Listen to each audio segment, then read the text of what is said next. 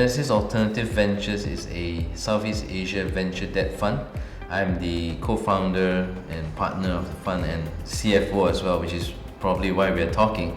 We started the fund in June 2018 and we were fundraising for about a year. Then we went on to make our first investment in July 2019. Fast forward to 2021, today we've done about 20 investments. We have quite a healthy AUM and we look to continue making investments. But prior to that, I had a very different life as an investment banker, focused on M&A and capital markets. But life is just so interesting. It takes you to different places when you least expect it. I was transitioning over from investment banking to a buy-side role in private equity, and then one thing led to another and I stumbled upon this really exciting asset class.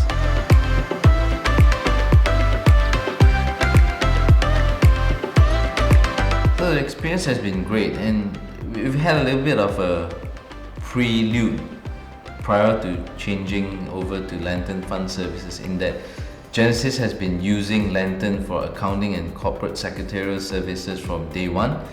So we understood the team's culture, the DNA, very service oriented.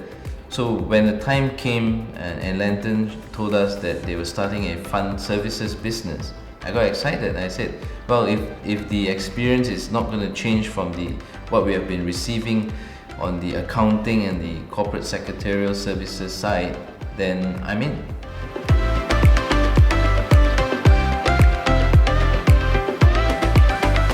I think two things come to mind. Would be very professional and technically competent. I would say the Lanturn team has a strong sense of ownership. Whereas with some other vendors, it always appears to be, well, they're showing up. It's a 9 to 5 job. Whereas with Lanturn, the guys that I deal with, they're sometimes it amazes me. Like, they're thinking ahead for me. Like, hey, there's this thing coming up in 2 weeks' time. This is what you should be doing. Whether it's for the accounting side of things, corporate secretarial, or even fund services.